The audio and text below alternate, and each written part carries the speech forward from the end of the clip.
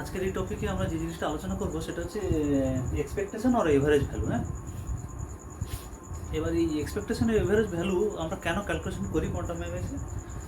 না দেখো, কোনো ওয়েভ ফাংশন যদি কোনো একটা অপারেটরের আইগেন ফাংশন না হয়, ভালো কোনো একটা ওয়েভ ফাংশন কোনো একটা অপারেটরের আইগেন ফাংশন যদি না হয়, তাহলে সেই ওয়েভ ফাংশনের উপর ওই অপারেটরটা যদি অপারেট করে ডিফারেন্ট ভ্যালু দিতে পারে, series of value we can get. হ্যাঁ, এবার তাহলে সিরিজ অফ ভ্যালু তো আমরা নিতে পারি না, তাহলে তাদেরকে ওই জন্য কী করি, এভারেজ আউট করতে হয়।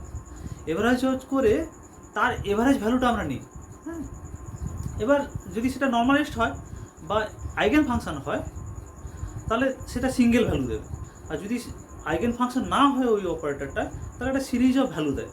ওই জন্য ওই সিরিজ অফ ভ্যালুগুলোকে আমরা এভারেজ আউট করি, এভারেজ আউট করে সেই এভারেজ ভ্যালুটা আমরা নিই, সেই এভারেজ ভ্যালুটাকে আমরা এক্সপেকটেশন ভ্যালু বলি। আমরা এই দেখবো তোমাদের সিলেবাসে আছে মোমেন্টামের এক্সপেকটেশন ভ্যালু বের করতে দেবে, কখনো পয়সনের এক্সপেকটেশন ভ্যালু বের করতে দেবে, ঠিক আছে? ডিফারেন্ট এক্সপেকটেশন ভ্যালু বের করতে দিতে পারে, পরীক্ষা দেয়ও তোমাদের।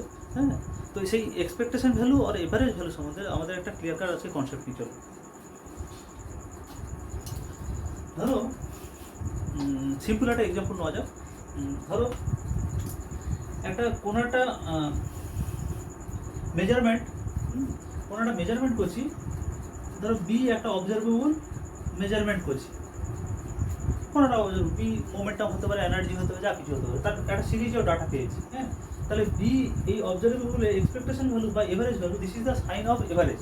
হ্যাঁ, এটা এভারেজের সাইন। হ্যাঁ, তাহলে এভারেজ ভ্যালু কী হবে না, sum over I equal to ধরো 1 to j, suppose B I divide by N. N is the total কতগুলো এরকম ভ্যালু পেয়েছি, তাহলে এন দিয়ে যদি এরকম করে এরকম সামাপ করি, প্রত্যেকটা যদি সামাপ করি কতগুলো, ধরো 10টা ভ্যালু পেয়েছি, তাহলে 10টা ভ্যালুকে যোগ করলাম, যোগ করে 10 দিয়ে যদি ভাগ করি, তাহলে ওই বি যে জিনিসটা, যে অবজারভেবল প্রবলেমটা আমরা মেজার করছি তার এভারেজ ভ্যালু পাবো। আরও ক্লিয়ারলি বলি চলো। ধরো সাপোজ কোনো একটা জায়গায় এবার দেখো এই যে জিনিসটা আছে এর মধ্যে এরকম তো হতে পারে যে যে কটা অবজারভেবল, ধরো 10টা অবজারভেবল ডাটা পেয়েছি, 10টা অবজারভেবল ডাটা পেয়েছি, এরকম 10টা অবজারভেবল ডাটার মধ্যে দেখলাম যে 3টে ডাটা একই ডাটা, 2টো ডাটা আবার একই রকম ডাটা, আবার 3টে রকম ডাটা অন্যরকম, একই কিন্তু অন্যরকম ডাটা। হ্যাঁ, এরকম করে পেয়েছি, তাহলে এর মধ্যে এই জিনিসগুলো উদ্ভব হয়েছে, তাহলে প্রত্যেকটা যোগ করার কোনো মানে হয় না। আমি এটা ধরো 10, এটা ধরো 10, হ্যাঁ, এটা ধরো 20, এটা 20, এটা ধরো 30, এটা 30, এটা 30, এটা 30, এটা ধরো 50, এটা 50। এবার দেখো যদি কম, আমি এটা এক করতে পারি, কী করতে পারি, 10 + 10 এরকম সবকটাকে যোগ করতে পারি, ডিভাইড বাই 1 2 3 4 5 6 7 8 9, 9 দিয়ে ভাগ করতে পারি, দিলে এভারেজ বেরোবে। এরকমটাও করতে পারি যে দেখো 10 এই ভ্যালু কটা ডাটা আছে, 2টো ডাটা, তাহলে এটাকে এরকম করে করতে পারি না, 2 × 10 plus 2 × 20 plus 3 × 30 plus 2 × 50 divide by 9, তাই তো? তাহলে সবকটা যোগ করার প্রয়োজন হবে না, মাল্টিপ্লিকেশন করলে আমরা জিনিসটা ছোটো হয়ে যাবে। তাহলে জিনিসটা আমরা কী লিখতে পারি,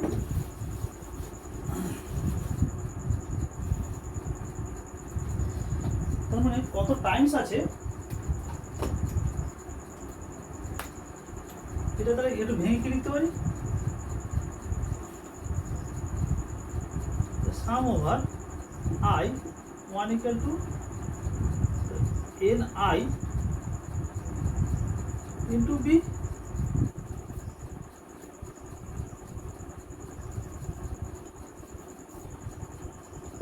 ডিভাইড বাই n,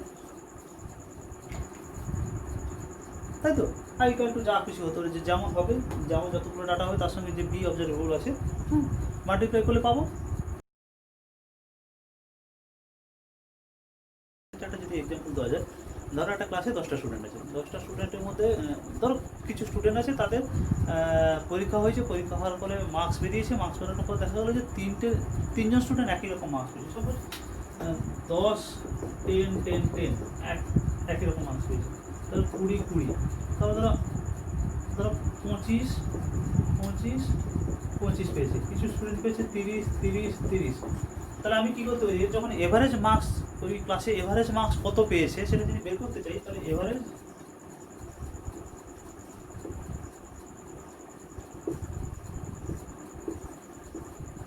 কত পেয়েছে average marks, that's equal to কি করব, তখন আমরা কি করব, দেখো এগুলো সবকটাকে যোগ না করে তাহলে 1 2 3 4 5 6 7 8 9 10 11 টোটাল ইভেন্ট 11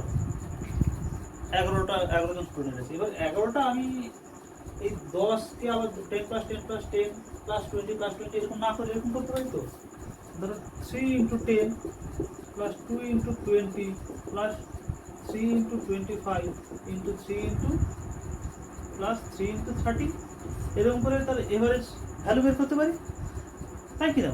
তার মানে এটা কি করতে পারি, suppose summation over I into N I into B, suppose B হচ্ছে মার্কস, এই যে 10 20 25 30, আর এন আই হচ্ছে কতগুলো কমন পেয়েছে এই 3 করে, divide by N, this is the total number, তাই কি না? এবার দেখো এই জিনিসটাকে এরকম করে লিখতে পারি, সামেশন ওভার, এবার লিখছি summation over I N I by N into B লিখতে পারি। এবার এই এন আই বাই এন এটা কি বলতো, প্রবাবিলিটি, টোটাল ইভেন্টের মধ্যে ওই ইভেন্টটা কত টাইমস রিপিট হয়েছে, দিস ইজ দ্য প্রবাবিলিটি। তার মানে এটা কি লিখতে পারি, তার মানে মার্কসের average that is equal to summation over I probability multiplied by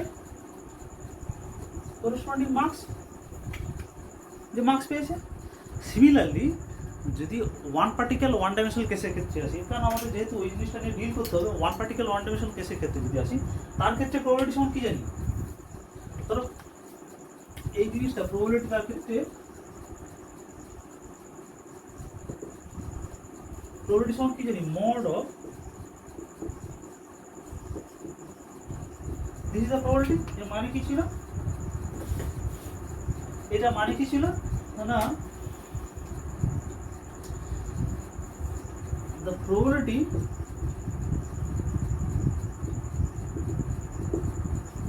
of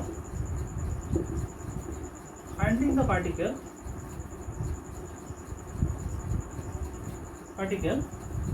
in between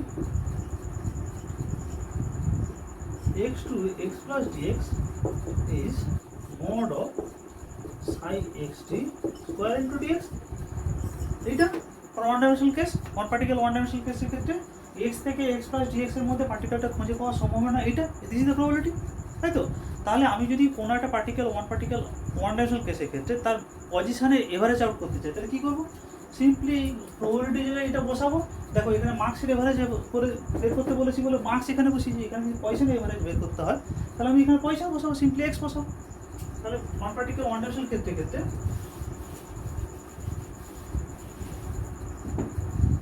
মার্কসের জায়গায় কি লিখছি, পজিশন লিখছি, পজিশনে এভারেজ বের করছি, one particle one dimensional system করতে হবে, one particle one D case position average বের করছি। তো এটা কিছু লিখছি না, এই প্রবাবিলিটির জায়গায় কি লিখবো, mod of psi X T square into D X into এই মার্কসের জায়গায় কি কার, এখানে যেমন মার্কস এখানে মার্কস, এখানে তাহলে এক্স এখানে এক্স। এবার যেহেতু এটা সামাপ করছি, সামাপ, এবার এখানে তো সামাপ করলে হবে না, এখানে তো অনেকটা বড় একটা রিজিয়ন জুড়ে আছে, তাহলে যে রিজিয়ন জুড়ে আছে তাকে ইন্টিগ্রেট করলে হবে, ডিএক্স ডিএক্স ডিএক্স করে রিজিয়ন, তাহলে তাকে ইন্টিগ্রেট করলে হবে, তাহলে সব মাইনাস ইনফিনিটি প্লাস ইনফিনিটি। এখানে একটা কথা আছে, যদি এই সাইটা হচ্ছে নর্মালাইজড ওয়েভ ফাংশন হয়, তাহলে এটা এক্স এর এক্সপেকটেশন ভ্যালু বা এক্স এর এভারেজ ভ্যালু বেরিয়ে গেল। তার মানে এটাকে যদি একটু ক্লিয়ারলি লিখি,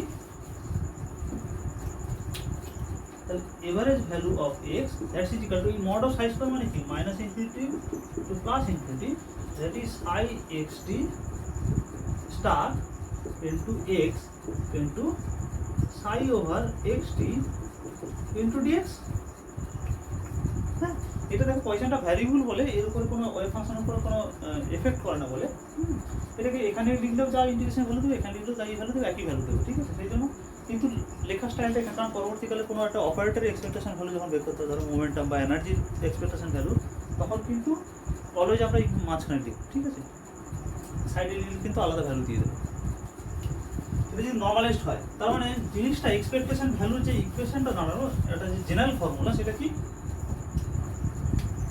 কোনো একটা অপারেটর সাপোজ এ, তার এক্সপেকটেশন ভ্যালু কি হবে না minus infinity to plus infinity psi star XT into ওই অপারেটরটা into psi XT into D tau, বা এটা যদি ওয়ান ডাইমেনশন হয় তাহলে D X divide by minus infinity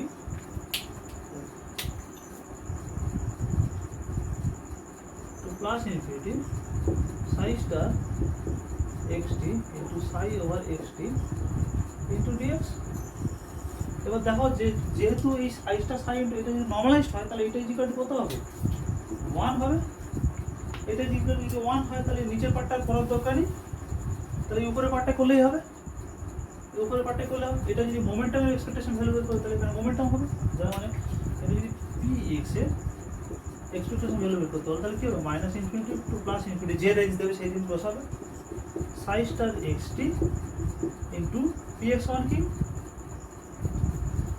H cross by I del by del x যদি ওয়ান ডাইমেনশন কেস হয় into psi XT into dx. এটা যদি এনার্জির এক্সপেকটেশন ভ্যালু বের করতে হয়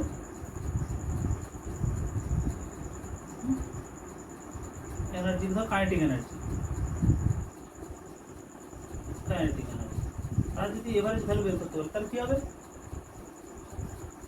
তাহলে কি হবে minus infinity to plus infinity psi star x t, এটা হবে কত minus h square by 2m del square by del x square, one dimension কেসের ক্ষেত্রে বলছি সাই এক্সটি ইন্টু ডিএক্স।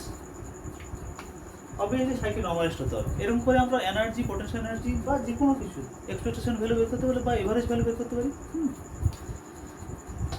পরবর্তী ক্লাসে কোনো একটা নেক্সট একটা দিন এই তোমাদের সিলেবাসে আছে যে এক্সপেকটেশন ভ্যালু বের করো, পজিশানে, মোমেন্টামের, এগুলো একটা পরে ক্লাসে করে দেখো, কারণ ভিডিওগুলো অনেক লেন্দি হয়ে যায়। হ্যাঁ, ঠিক আছে, থ্যাংক ইউ।